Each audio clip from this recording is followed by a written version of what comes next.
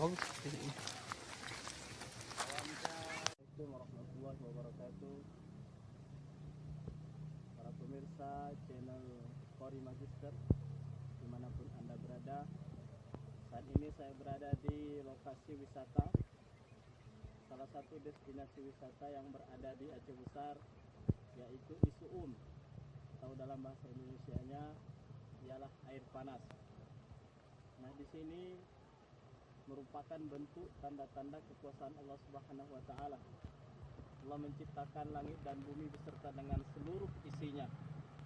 Juga Allah menciptakan air yang panas begini terus mengalir tanpa henti. Dan ini adalah salah satu bentuk cara kita menyaksikan kekuasaan Allah dan mempertebal keimanan kita.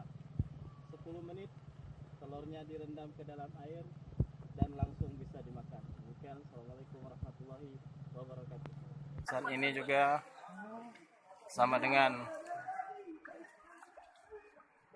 Bapak Mardin Syah SPDI. Ternyata panas.